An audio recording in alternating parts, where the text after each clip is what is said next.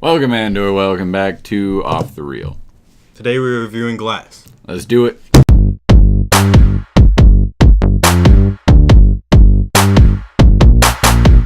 Glass is the final movie in the current Unbreakable trilogy, following up Unbreakable, and then Split, seeing David Dunn reunited with Mr. Glass, and coming together, the big clash of the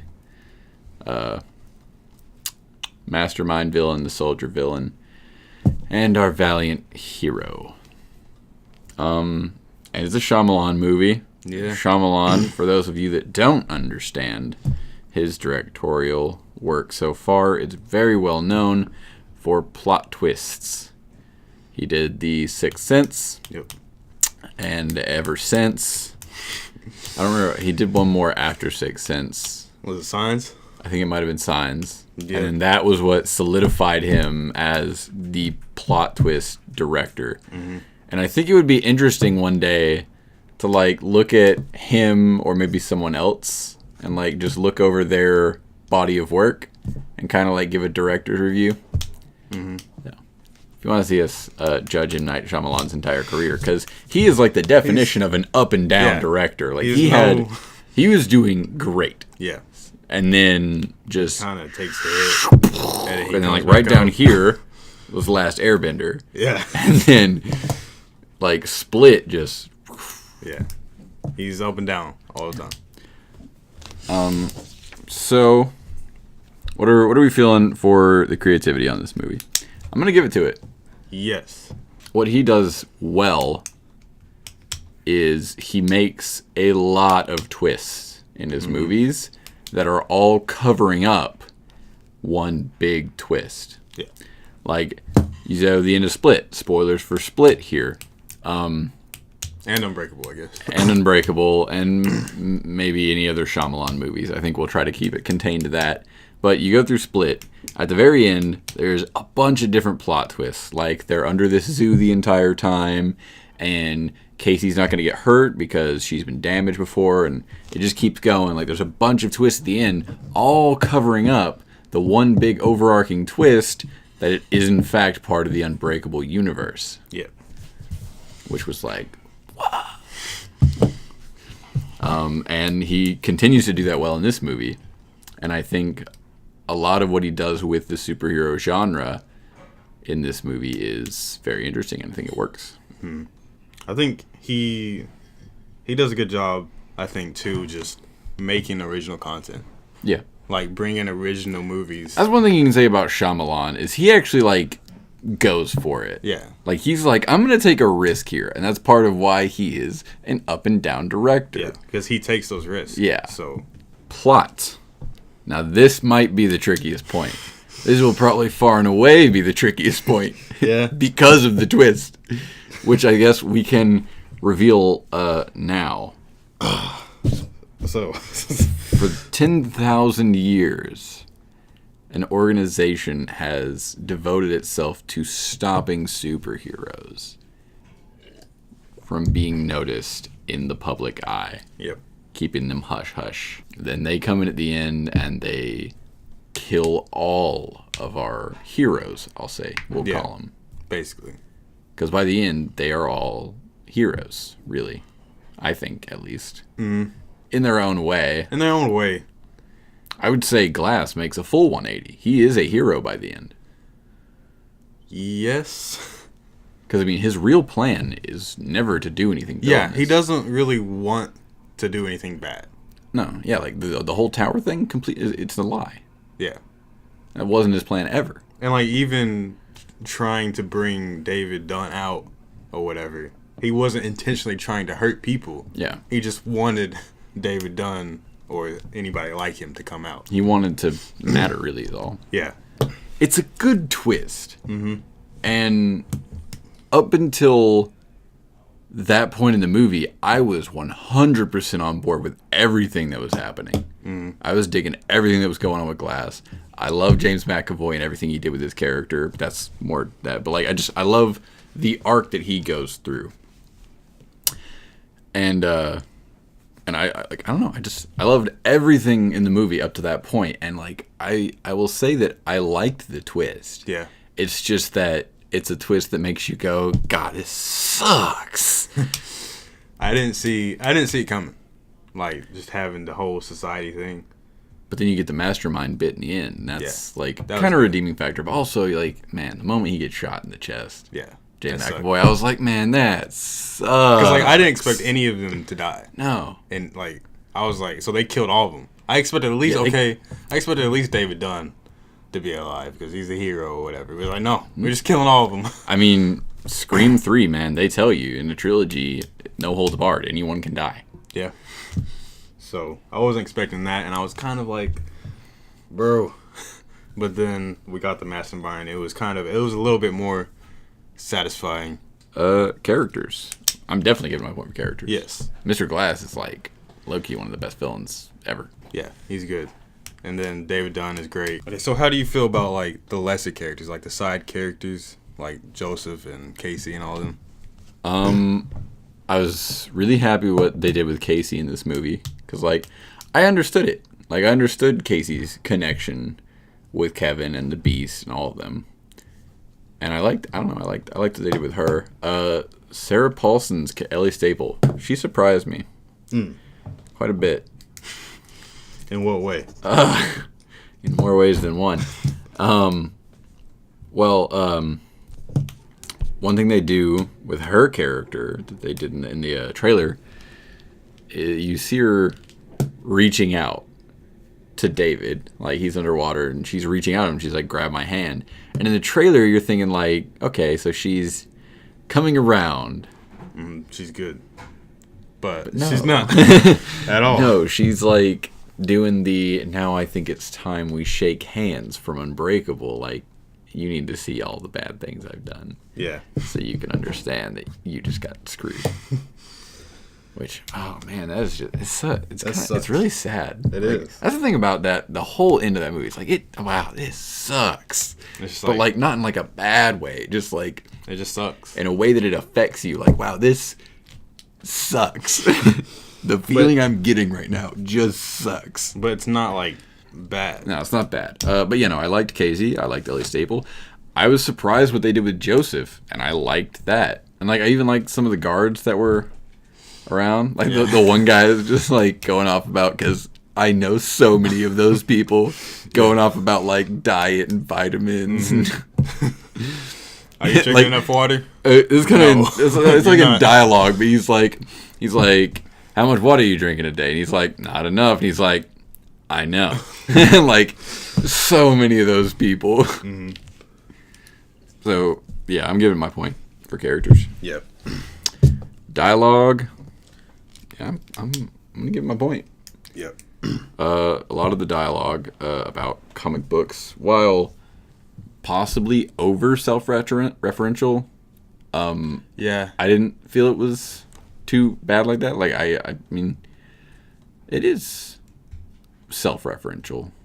Just the whole nature of the world they're living in. Like, they are living in a comic book world, and that's being covered up, but they see the truth. Yeah. So, I mean, I think it's fine they, like, mention comic books as overtly as they do. But yeah, in dialogue, you got, you know, all of James McAvoy. Oh, of course. All his dialogue. All of his stuff is great. Like, Hedwig, man. Yeah. Hedwig delivers once again. You gotta love Hedwig. And then just all of them, really. All of them are distinct. You can always tell who it is. Yeah. Like, whether it's Jade or Barry or Patricia or Dennett, like, you can always tell which one it is from, like, body, language, facial expressions, language, accent, like what they're saying, the opinions they're coming across with. It's done very good. Acting, duh. Yeah. There's not really a weak point. No. I mean, like, James McAvoy is the strong point, I would think. And Samuel L. Jackson is also very good. And Bruce Willis obviously always does a good job acting. No. But there's really not a weak. The lesser characters, they don't do like a fantastic job. but they do a good enough job. Yeah. And then the main three pretty much take over, Like, especially James McAvoy. McAvoy, man, he blows it away. Yeah, it's just like he deserves all the acting, all the acting awards. Give the man an Oscar. Give the man an Oscar. I mean, you can't get much better than that. Yeah. Visuals. Yes. Yeah, I'm giving my point. 'Cause Shyamalan, he likes to play with camera angles and weird shots and reflections, specifically in this series. And he also likes to play with, like, color a lot. Because, like, David Dunn, he's got green. The Horde has yellow. And then Mr. Glass has purple. Staple has kind of like a pink thing going on. And so you get those colors, and it's interesting. And then with the Beast, like his transformation kind of. Yeah. I think that's done pretty well. Get a lot of Beast transformations in the movie. Yeah. The fights were not underwhelming. Like, I mean, you wish you could see, like, a crazy fight, but... It was, for me, it was a tad bit underwhelming. Yeah. Because I expected, like, a big... Yeah, the way the trailer looked, it looks like you're getting a lot more action than you are the rest. Yeah. So that kind of lacks in visuals, but, like, it's a very good-looking movie. And I will say one thing that I forgot to put in creativity, because I just forgot about it, but the use of deleted footage from the first movie, like, and then the scene where it's like following Kevin's dad on the train, and then it goes back over to David Dunn in like the first little scene of Unbreakable. I was like, what? Yeah. How did that just happen? I was like, whoa. I was like, it was going through the train, and I was like, okay, I know what's happening here, because, you know, I picked up back in Split that, like, Kevin's dad died on that train. But just to... Like, it was going through, and I was like, are they going to, like, go right into that scene? And if so, how? I was, like, looking for the cut. I was like, where's the cut here? And it's just, like... But it's just seamless. You're back in Unbreakable, and it's like, whoa. And then you see Glass walk off. Yeah. So... Like, they weren't relying on the footage from the old movies. They were supplementing, and it worked really well, I think. But yeah, so I'm gonna give it my point for visuals. Currently at a 6 out of 10. It's pretty good. This is where the road could get a little bumpy. Yeah. We'll see. Well, not yet, because soundtrack. Yeah. Have we ever not given it for soundtrack? Yes. Surely. Probably when y'all did we? I don't know. Maybe Slender Man or Alpha. Yeah, maybe Slender Man or Alpha. Maybe. But I mean, Shyamalan's soundtracks are good. They are really good. I don't think they used the Unbreakable soundtrack, though, and that kind of makes me a little upset. I was waiting the Unbreakable soundtrack is so good. It is really good. I was waiting for it. I was like, come on. Oh yeah, that's kind of the big bummer for me as far as soundtrack, is that they didn't throw in Unbreakable, but the soundtrack was still good. Mm-hmm. They did use the Split soundtrack. Yeah. Like Animal. Tone. I think, like, I can't think of any tonal discrepancies. I can't either. It had the same... You pretty much got the same feel throughout the entire thing. Yeah, and I think they did... It's not quite the feel of Unbreakable because, you know, it's David Dunn's not depressed anymore. Yeah. That's the thing about Unbreakable. It's like he's in a depression in his life. But now he's out of that. He's feeling good about himself and enjoying what he's doing. So you don't quite get the Unbreakable feel, but you still get, like, the David Dunn vibe when you're with him. I don't know. It's all good tonally, I think. Sound. Yeah. Impact. This is where the movie takes a hit. Yeah. No. It's got 44% on Metacritic at the moment. I believe a 36% on Rotten Tomatoes. Not the Rotten Tomatoes is a valid not that site. Rotten Tomatoes is anything we should... It's got a 7.2, I think, on IMDb. Yeah. Which, I understand that rating. I don't I understand why people would rate it like low on the others, but I don't agree with it. Like, I had a good time. I appreciated a lot of the value of the movie. But yeah, definitely no point for impact. People not liking it. I don't know. And that just leaves us with our opinion point. It's not a movie that I'm likely to watch again anytime here soon. Yeah, just because you get to the end and you're like, wow, this it sucks. Like, it just leaves you with a bad taste in your mouth, but not in a bad way. Ah, man. I mean, I liked the movie. I'm giving it my point. I liked the movie. I thought it was good. But, man, that part just bites at you. And so... Yeah, I liked it. I don't know. I'm very hesitant. I mean, and that's fair. I liked it more than a lot of movies I've seen recently. I'm still trying to be more strict in my opinion points, but I'm giving it this one. I don't know. I'm so on the fence about it. I don't know. I don't think I will. All right. Because I'm so on the fence about it. Gotcha. And usually when I'm on the fence about something, I tend to not. Yeah. But I still enjoy the movie. Right. It's just, how much. So we are at an 8.5, which I believe is a pretty unique number as far as our show goes. Yeah. Because it did. Usually it's around like a 7. Earlier movies, they were like 9 or 10 area, but usually they've been around either low as a 3 or somewhere in the 7 range. 8.5 is something we don't touch often. And I don't know whether I'm gonna give or take away a point. I think 8.5 is a fine. I'm fine with it. I would accept you taking or giving a point. I don't think it deserves a 9. I don't.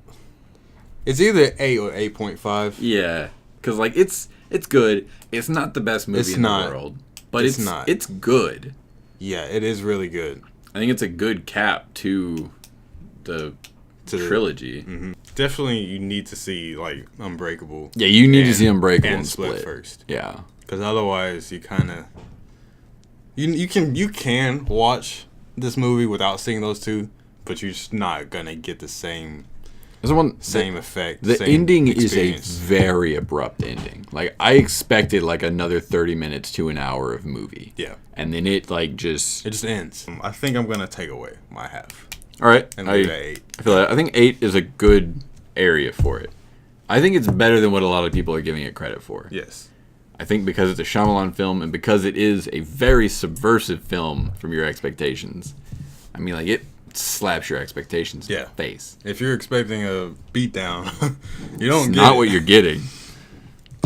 You start to get that beatdown and then it just ends. Stops. So our official off the reel rating of Glass is an 8 out of 10. Let us know if you agreed with that, and let us know what your favorite, if you've seen them all, hope you have, of the trilogy is: Unbreakable, Split, or Glass. I'm expecting a lot of Split fans. Probably. No one's seen Unbreakable. No, I didn't even see it until 2 months ago. Yeah. So yeah, let us know what your favorite of those 3 movies is. And I don't know, let us know if you agree with us with this movie. Because it's a divisive movie so far. Yeah. And I think we're on a different end of the spectrum than a lot of people. A lot of people didn't like it. No. Probably because it subverted what they thought they were getting. But I didn't have a problem with that. You don't seem to have a problem with that. Please subscribe for more. Please do. Tell a friend. All it takes is one. Yeah. Leave a like if you like the video. If you want to further discuss the merits of the video and attempt to change our minds on any one topic and let us see the crappier side of the movie, then throw that our way and we can talk about it in a civilized manner. We don't need trolls here. We're not a big enough YouTube channel for trolls. We don't need to be dealing with that. We can have a fun, civilized discussion where people actually intellectually think about things. Yeah. Anyways, rant over. On that note, have a swell day and stay toasty.